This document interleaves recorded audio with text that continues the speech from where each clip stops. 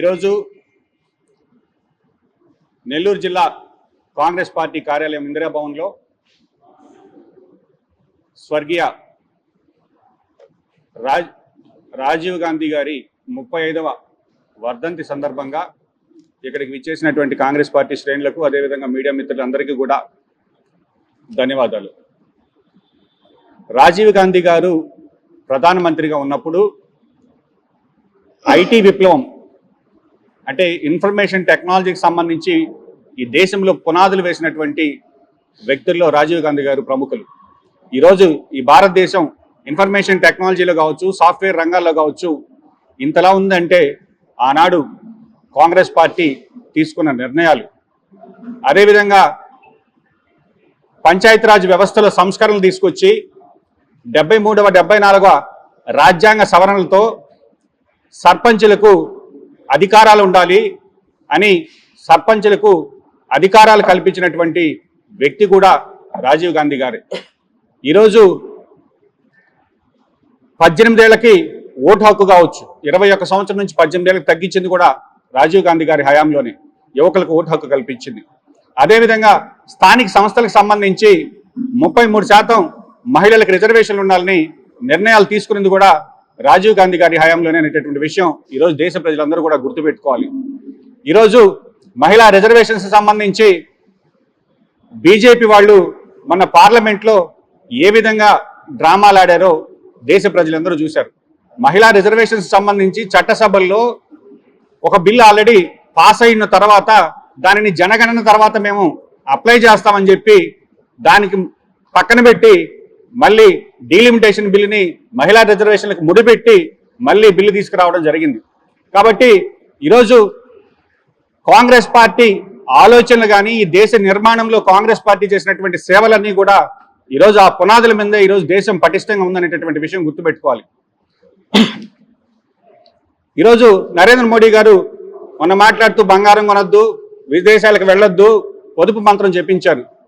ఆయన మాత్రం ఈరోజు విదేశాల్లో ప్రధానమంత్రుల దగ్గరికి వెళ్ళి చాక్లెట్లు ఇచ్చి ఫోటోలు తీసుకుంటే ఈరోజు ఇంటర్నేషనల్ మీడియా నవ్వుతుంది. ఇంటర్నేషనల్ మీడియా ఈరోజు ఒక నార్వేలో ఈరోజు జ్యోతిలో వచ్చి నేను పొద్దున్న చూసి నవ్వుకున్నా. ఎందుకంటే ప్రధానమంత్రి స్థాయి మెలోనీకి మెలోడీ అని చాక్లెట్ ప్యాకెట్ ఇచ్చారు పార్టీ బ్రాండ్ అంబాసిడర్ లాగా. అది కాస్త పక్కన పెడితే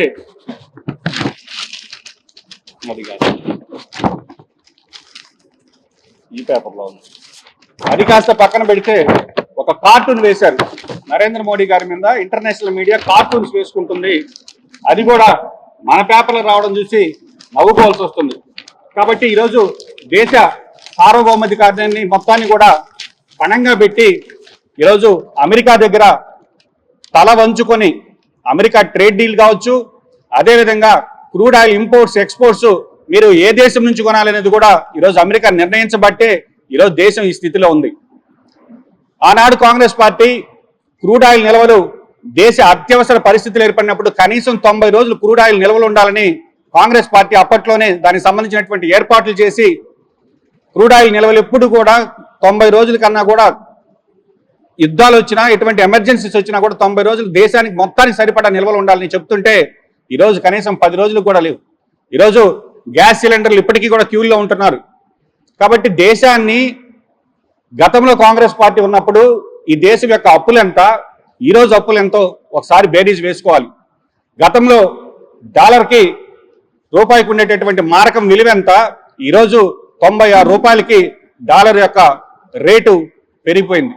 కాబట్టి దేశం యొక్క సంపద మొత్తం ఆవిరైపోతుంది.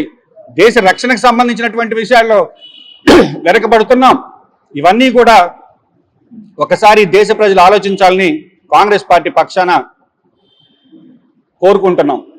కాంగ్రెస్ పార్టీ నిర్ణయం ఈరోజు రాహుల్ గాంధీ గారు స్పష్టంగా ఆర్థిక మాంద్యం వస్తుంది, ఈ యొక్క ఇన్ఫ్లేషన్ ద్రవ్యోల్బణం పెరుగుతుంది, రేట్లు పెరుగుతున్నాయని ఒక పక్క హెచ్చరించినా కూడా పెడచెవిని పెట్టి ఈరోజు నరేంద్ర మోడీ గారు ఈ యొక్క పొదుపు మంత్రాన్ని పాటిస్తున్నారు. కాబట్టి ఈ రాష్ట్రానికి సంబంధించి కావచ్చు, ఈ రాష్ట్రానికి ప్రత్యేక హోదా రావాలన్నా, పరిశ్రమలు రావాలన్నా వీటన్నిటికీ కూడా ఒక కాంగ్రెస్ పార్టీతోనే సాధ్యం. బీజేపీతో కొట్లాడగలిగేటటువంటి సత్తా ఉన్న పార్టీ కాంగ్రెస్ పార్టీ. ఈరోజు ఈ రాష్ట్రంలో ఉండేటటువంటి బాబు, జగన్, పవన్ బీజేపీ అంటేనే ఆ 3 పదాలుగా ఈరోజు రాష్ట్ర ప్రజలకు అర్థమైందని ఒకసారి ఆలోచించమని వేడుకుంటున్నాం. కాబట్టి ఈరోజు కాంగ్రెస్ పార్టీకి చేరికలు మొదలయ్యాయి. నిన్న కూడా నెల్లూరు నుంచి కాంగ్రెస్ పార్టీలో చాలా మంది షర్మిలమ్మ గారి సమక్షంలో చేరడం జరిగింది. ఈ జిల్లాలో వైఎస్ఆర్ కాంగ్రెస్ పార్టీ కానీ ఇటు తెలుగుదేశం కానీ ఈ రెండూ కూడా ప్రజలకి ఇబ్బందులు కలిగిస్తున్నాయి. ప్రాంతీయ పార్టీల వల్ల ఈ రాష్ట్రానికి కానీ దేశానికి కానీ ప్రయోజనం లేదని ఒకసారి జిల్లా ప్రజల్ని ఆలోచించమని వేడుకుంటున్నాం. కాబట్టి ఈరోజు రాజీవ్ గాంధీ వర్ధంతి సందర్భంగా ఇక్కడికి విచ్చేసినటువంటి కాంగ్రెస్ శ్రేణులందరికీ కూడా ప్రత్యేకంగా ధన్యవాదాలు తెలియజేస్తూ, ఏదైతే నేను ఈరోజు మాట్లాడానో ఆ అంశాల మీద ఖచ్చితంగా జిల్లా స్థాయి అధికారులు సమాధానం చెప్పాలని డిమాండ్ చేస్తున్నాం.